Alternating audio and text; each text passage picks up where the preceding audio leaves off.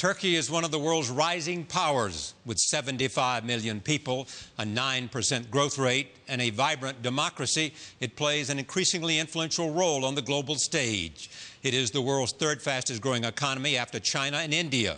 It is a member of the G20. It is seeking membership in the European Union in spite of the resistance from some countries. It is opening embassies in Africa, Asia, and Latin America.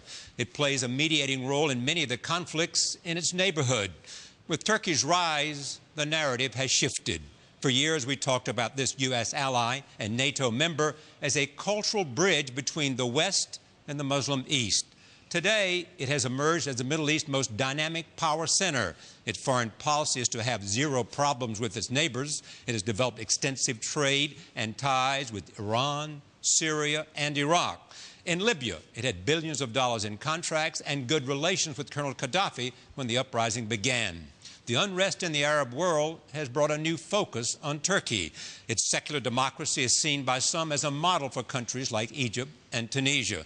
Many say it faces new challenges in this shifting landscape. Anthony Shadid of the New York Times wrote that before the Arab Spring, Turkey was a catalyst in an emerging realignment of the Middle East, charting a foreign policy often independent of the United States. Now, Shadid continues, the unrest on its borders is undermining years of diplomatic and economic investment, forcing Turkey to take a more assertive role as its vision of economic integration runs up against the threat of growing instability.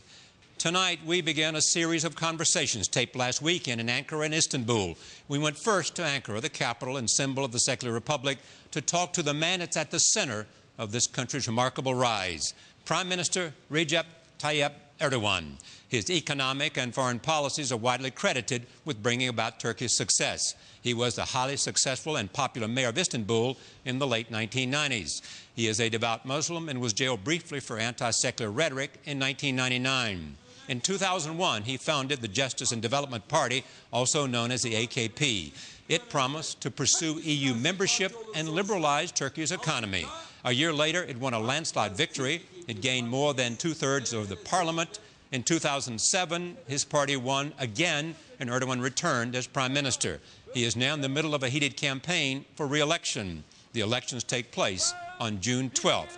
Polls suggest that the AKP is on course to win a third term in power, making it Turkey's longest-serving single-party government. The main opposition party, CHP, is expected to get around 28% of the vote. Erdoğan's campaign is all about the future, specifically the year 2023. This is when Turkey will commemorate the 100th anniversary of the foundation of the modern republic. Erdoğan has promised to draft a new constitution to replace the one from the military era. He wants to make Turkey one of the top 10 economies in the world. He has an ambitious plan to build a canal connecting the Black Sea in the north to the Marmara Sea in the south. Some say that single-party rule has made him autocratic. Journalists and authors have been jailed in connection with anti-government coup plots. The Prime Minister is also in the news for the role his country is playing in Libya and Syria. He spoke about all of this in a conversation we taped on Friday. Tell me how you see these extraordinary events that are taking place in this region. Some call it the Arab Spring.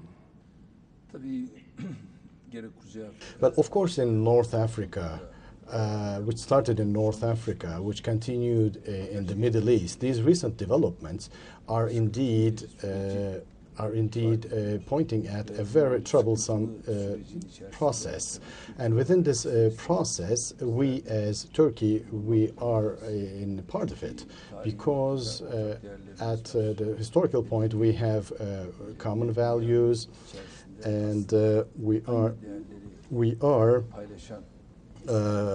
nations that share common values, and their problem, their concern is our concern, and their happiness is our happiness.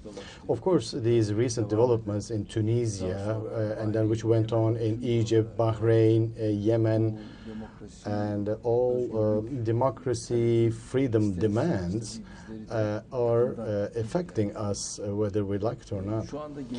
And at this point of time, in Tunisia, there is tranquility. In Egypt, there is also some tranquility, silence. and then there are activities going on to set up a government. Yemen could not make up his mind yet, but if you look at the situation and at the totality, there is an irreversible situation. And then we have Syria. This process with Syria is very different for us because we share a common border with 800 kilometers and we had marriages, and because of all of these reasons our relations with Syria are much more meaningful and it's like a domestic affair to us because people just going out of that country are coming to Turkey immediately. And just a short while ago, about 300 Syrian citizens had to seek refuge in our country because of the recent developments in their country. Of course, in the meantime, I had some contacts with some leaders. In Libya, I had a meeting with Mr. Gaddafi. In Syria, I had a meeting with Mr. Bashar.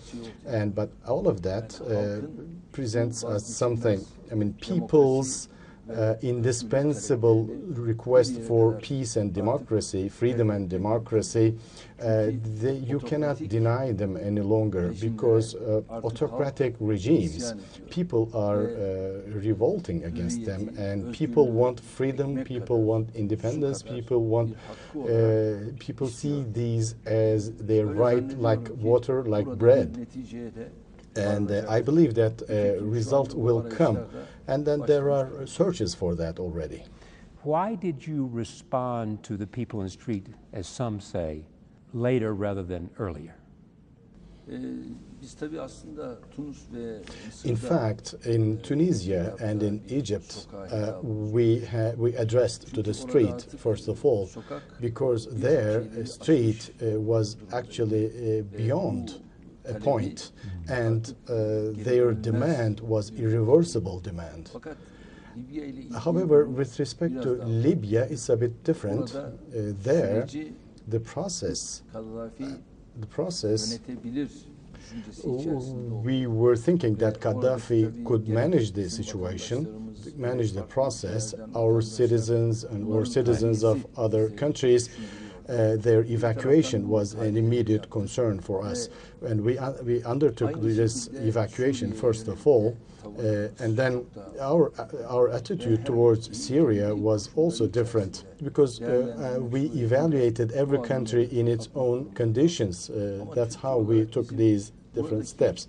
But we, as Turkey, our style of approach to these matters, a top-level approach, is, in fact, is to hear these basic demands of the people about basic rights, about human rights, these rights that take part in the human or Universal Declaration of Human Rights. And we wanted the administrations, the governments, to respond to them, but the governments were very late in responding to them. They did not respond at all in some cases, and that's how Egypt came into picture, Yemen likewise, Bahrain, Syria, and all of them, I believe that they are going to take steps in that direction, but if they delay any further, and this will be the point in this irreversible process, and it's not going to be any different than now. Take Syria, for example. You've had many conversations with President Assad. Many people believe it's too late, that the actions he's taken prevent him from going back to reform, and that either he will survive or he will fail. Well, Bashar is a good friend of mine, and we had long discussions with him even 1 year ahead, in 1 year before now. I mean, lifting state of emergency, release of political prisoners. We discussed these issues, and elections, I mean, changing the election system. allowing political parties, and we discussed all of these issues with him. However, he was late in taking these steps, and I hope he immediately takes these steps quickly and gets integrated with his people, because in each of my visits to Syria, I see people's love for Bashar Assad. He was driving the car, I was sitting next to him, and we were touring in the streets of Syria, and then sometimes we got off the car and we mixed with people. But when I see these things, I said this communication between the people and the government is very good. We also agreed on his study of our political party, They started to examine our party, and I said, if necessary, send us your people. We can train them. We can show them around in our party. We can undertake this. So we could. How does a political party get organized? How do they establish ties with the people? How to communicate with the people? And then we agreed actually on these points. However, taking these steps were delayed, and this domino effect eventually covered Syria as well, and that's how, unfortunately, we ended up here. Especially the issues in Hama triggered this situation. You do not want to see another Hama. Yeah. We said that very clearly. We said we don't want to see a new Hama happening. Can he survive? Should he survive? Do you tell him it's time to go? It's early to make a decision today because the final decision will be made by the people of Syria, of course, and I wish Syria is not damaged by that. The unity and integrity of Syria should remain. They should act in unity and integrity, and that's how we want to see our neighbor